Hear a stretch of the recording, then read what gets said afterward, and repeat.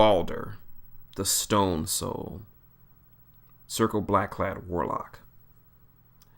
The deepest mysteries of Ouroboros were revealed to Baldur when death tried to claim him. While the last tenuous thread of his life was held fast by Megalith, Baldur's soul escaped into Yurkan amid the endless wilderness inhabited by the Devourer Worm. His spirit was subsumed within the entirety of Ouroboros, and the fundamental principles of the world were made clear to him.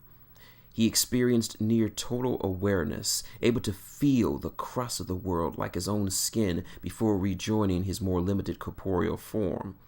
To say that Baldur came back a changed man is a vast understatement.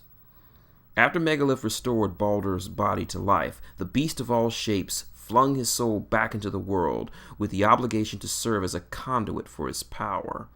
The druid returned with new urgency, burning with uncertain knowledge of looming catastrophe and the slim chance his order had to set the world on the right path.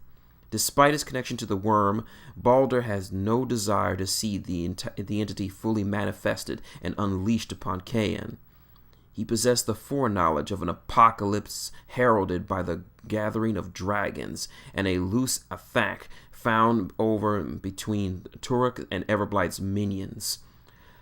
Baldur played a part in the mitigating of those disasters, summoning earthquakes to drive the Cryxians to the surface and joining the fight against the Legion of Everblight.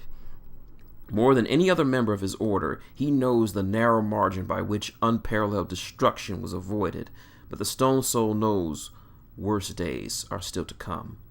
He is all too aware that he has only a limited time to assist his fellow Blackclads before his life is once again forfeit.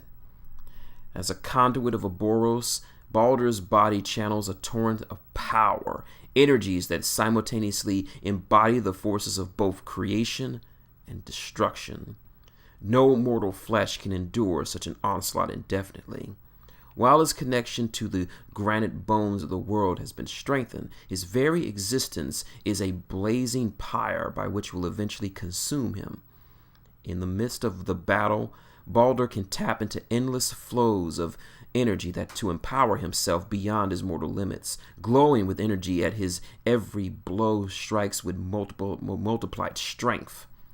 The longer he fights, the more his body tears itself apart, and it is only by concentrated effort that he can dump these energies into a sustainable level and regenerate tissues rent by forces beyond comprehension.